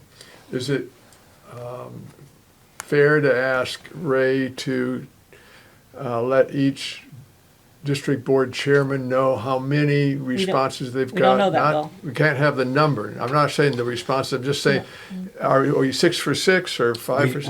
We cannot do that. The way the survey went out is my understanding, because the survey didn't ask you to state who you were, just if you were a board member. So we know there's 13 board members, but we don't know from Too each bad, 'cause district. I was saying each one of us could. Well, each one of Take the us whip. should take the whip and And just we're gonna assume be that doing nobody that. did it on your board and you're And making it's not too late. Correct. That's what we're saying. Ray's gonna resend it out, so everybody has another opportunity to get it done. Thanks. But I think I'm gonna be the last board to go on the 8th for our meeting with our individual boards about it, so, they need to get done, like yesterday. Amy has her hand up. Amy? Yep, I just want to say that when you do send out that email, just really blast out the fact that it is not too late. I actually logged on the 13th and it said it had to be done by the 12th, so I said, oh, I missed it. and so I had not filled it out. So please, just when you send the email out to everybody, just reiterate that it's not too late. Thank you, Amy. Good point. All right. Anything else on that? It was my birthday, Amy. You could have filled it out on the 13th. And this is gonna make me sound bad. I'm almost positive I did, but what if I do it twice? Does it matter? Will it not count it twice? It'll count it twice, is my sense. It will count it twice. Okay. Well, you've been busy, buddy. I know. I'm looking at it. I'm almost positive I did this. Whatever. I'll make a decision. Well, I totally So, get. Will, your challenge, Will, is going to be internally consistent. Give them the same feedback. Yes. All right, so policy committee. We're on second reading of policy C33. The policy committee didn't meet tonight, so we don't have any new information from the policy committee. But we are on the second reading of policy C33, K8 intra-supervisory union transfer, and C36 behavioral threat assessment teams. Is there any feedback from anybody on any of those? If not, it'll come back for our final reading next month. If not, the plan is to bring these back next month for a final approval. Okay, with that, I took care of it, and we already did 9.1 and 9.2, right? I haven't done really 9.1, but Updates on Act 73. We moved the budget. I see. I got it. Act 73 updates. I mean, I think, as Eric said, I think the 17th was awesome. I thank everyone who came and who shared the word and got the word out and worked behind the scenes to create a really special day. I expect that we will have a lot of information forthcoming within the first couple weeks of the session, and remind ourselves throughout that this will continue to be a marathon and not a sprint. And I think we're going to have, it'll ebb and flow of how we're feeling week to week in regards to where we may land in public education. And, I think I see it as my job and certainly the board's job to work with me to try to keep the lows not too lows and the highs not too high, and just keep our eyes on the prize in regards to trying to maintain local governance and supervisory unions as a viable governance structure moving forward to protect local governance throughout the upcoming session. Because I don't see anything, getting pushed right through quick. And I think that this will be a really thoughtful process by the legislature. I think they're going to try to really dig in and take their time with this and try to get it right, with a great deal of political pressure coming, frankly, from the administration. I do think that is going to be hot and heavy right off the bat. And so, stay tuned, stay abreast. My plan is to provide the board and the admin team weekly updates on what I know at the end of each week via email, like I was doing toward the end of last session. And I'll also continue to try to update our community as we go, but also know I want to create those community updates in a way that people can follow and not have it change so much from 1 week to 3 weeks later. And so I do think it's a complex topic. I think it's going to confuse folks, but we'll try really hard to keep folks updated. I may play around with the idea of trying to do like a weekly update podcast on this with some of our high school students to just talk through, and somebody can have something that they can listen to so they don't have to read it all the times into regards to where we are with Act 73 week to week. So stay tuned for that. Plus, it just may be more engaging for me as well. It may be therapeutic in some ways. So, Yes. But yeah, just know that I will be on with WDEV that first week, and my sense is there's a chance possibly that I may be able to stay on that show monthly. So stay tuned. Nice, that's awesome. All right, guys. Will. Do you think there is benefit to further conversations with some of our, surrounding districts and SUs that we've been talking to? We've had these conversations initially a little bit, and so what's your sense in terms of does it behoove us to kind of be a little more proactive and try to reach out to folks and let that be known, or is that kind of fizzling now? Yeah, I will seek out from some folks to see how supportive that could be in regards to what direction they may want to move the bill. I don't know if I have a strong answer for you right now, but I think I'll have a better sense as the session starts whether or not that will be helpful to those committees or not in regards to how they may pursue this. Like whether or not they're actually drawing maps, and if they are, yes, I think that if a map is going to be drawn, that our input in regards to our neighbors that may be willing to work with us is going to be useful information to them. Okay. But they may not go a map direction possibly either. Sana? I'm sure you've seen it, but I was wondering if, and just kind of piggybacking on what Will was asking, if we should reach out to our legislators with a response regarding Zoe Saunders' interview, where I felt like, or on my second read, it just felt like she was trying to muddy the waters and diminish the efforts that are being made by the task force. And I guess maybe confuse the general public about what was actually accomplished. So would it be helpful to kind of create some pressure to make a bit more noise, responding to like what really were falsehoods based on what was being accomplished? And she kept talking about things like, oh, we don't have scale. Yeah, and I don't know if folk have read it, but it was basically just muddying the waters of the points that we've made to legislators about the models that do work and do not work. I think that your elected officials hearing from their local constituents and elected school board members is incredibly powerful. Okay. So I think that, yes, feel free to reach out. And, I would say to you, Sana, that it's going to be that type of narrative when I say that the administration is going to be coming out strong early on that we should expect to hear. Right, yeah. Thank you. Eric. We still don't have a senator, correct? I was just, thank you, Eric. You are absolutely correct, which should be resolved, I would think, sooner rather than later, that Orange County still does not have an appointed senator from the governor. The last I heard is that he was awaiting 3 recommendations from the Orange County Republican Party, and that's all I've heard. And that was 3 weeks ago.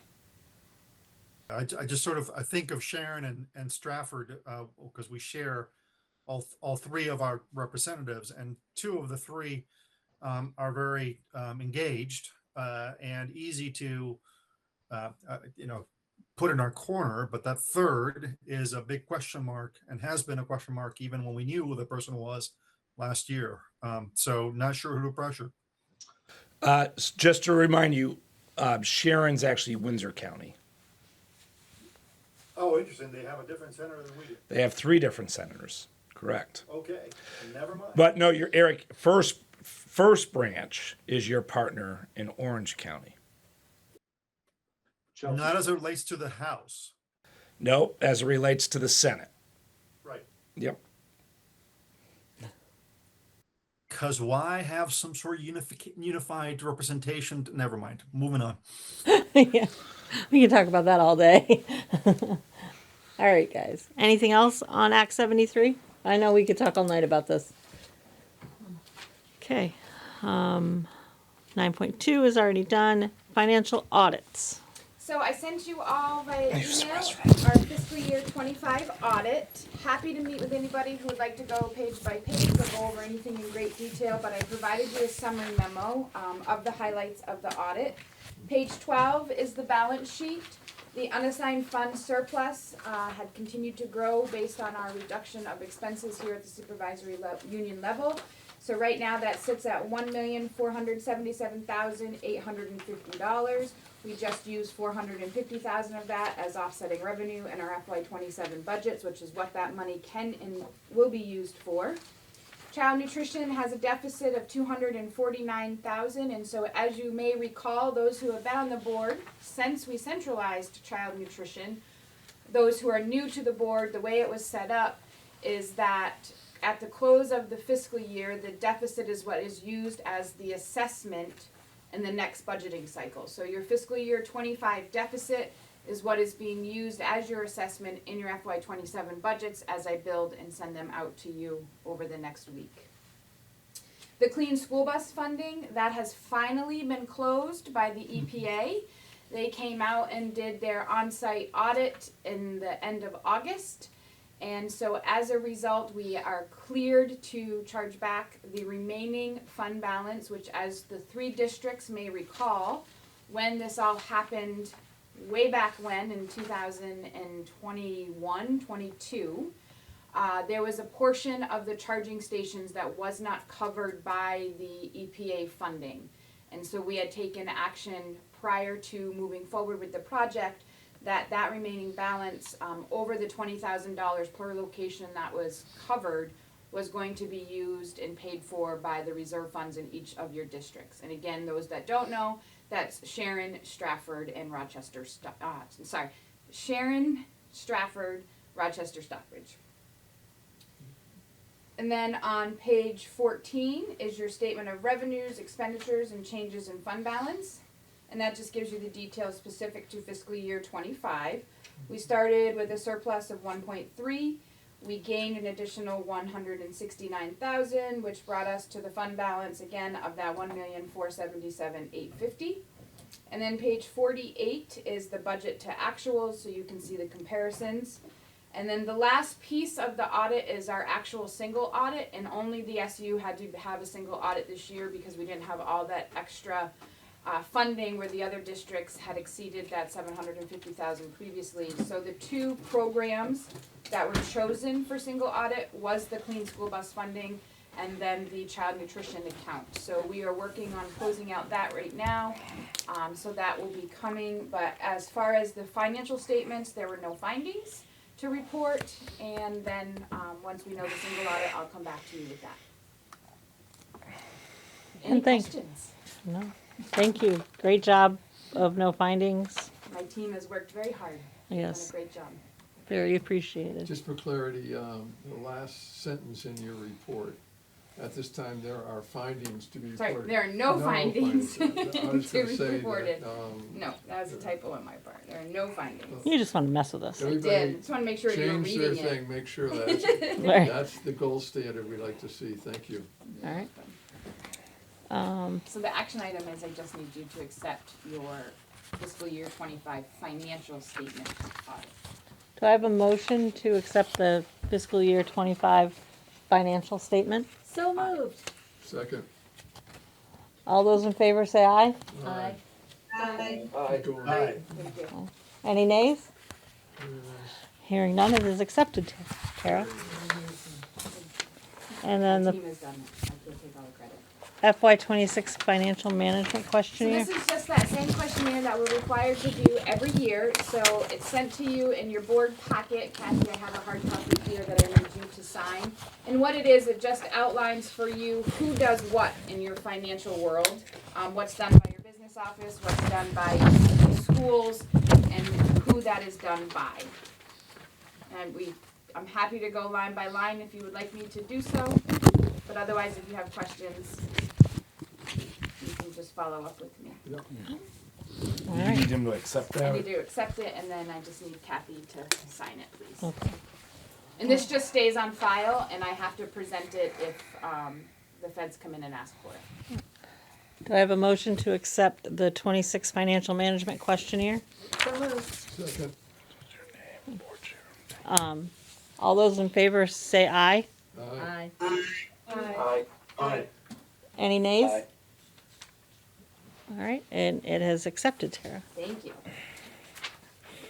Bill, I'm gonna fix my memo and I'll have it fixed on the website. Thank you for pointing it out. Get so excited I can't believe I typed. What is today? Today is the 30th. All right, that can go back to Tara. Thank you. You're welcome. All right, onward. Action, so we already did all that. Public comment? We don't have any public. Resignations, new hires? Nope. Any other business? Executive session for Yep. personnel. And we need an executive session for personnel, and we'll be adjourning after that, so. Just inviting me, right? Just inviting the superintendent, so executive session and inviting the superintendent. Jamie, it's never just. I'd move to enter executive session at 8:14 for the purpose of personnel discussion, inviting the superintendent. Message. So moved. Happy Okay. New Year, everyone. Happy New Year. Thanks so much. Happy New Year.